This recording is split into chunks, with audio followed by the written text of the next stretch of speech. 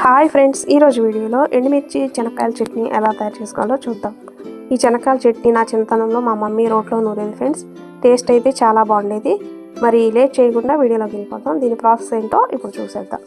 First ఇక్కడ నేను వేరుశెనగ గుళ్ళు 1/2 కిలో వరకు తీసుకున్నాను.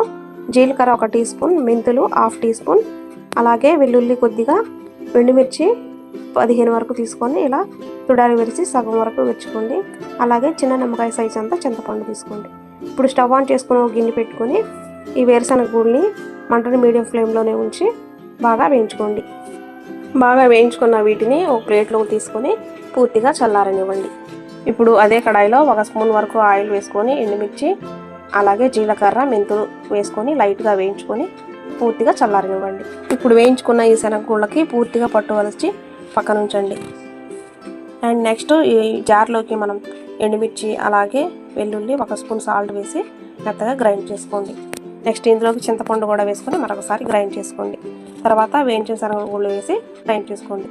మీకు చట్నీ గట్టిగా అనిపిస్తే కొంచెం వాటర్ వేసుకొని గ్రైండ్ చేసుకోవచ్చు.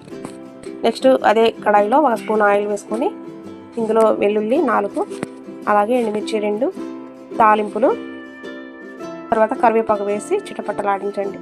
లైట్గా ఒకసారి వేయించిన తర్వాత ఇందులోకి చిటికెడు ఇంగువ వేసుకొని ఒకసారి కలుపుకోండి. లాస్ట్లో మనం మిక్సీ పట్టుకున్న ఈ చట్నీని వేసుకొని బాగా కలిగి తిప్పుకోండి. ఈ చట్నీ ఇంకా వాటర్ వేసుకోకుండా చేసుకుంటే వారం పాటు నిల్వ ఉంటుంది ఫ్రెండ్స్. అండ్ ఈ చట్నీ వేడి అన్నంలో నెయ్యి వేసుకొని తినండి. టేస్ట్ అయితే సూపర్గా ఉంటుంది. అంతే ఫ్రెండ్స్, వీడియో నచ్చితే లైక్ చేయండి, కామెంట్ చేయండి. ఎన్నో ఇంట్రెస్టింగ్ వీడియోస్ కోసం నా ఛానల్ని సబ్స్క్రైబ్ చేయండి. Thank you friends.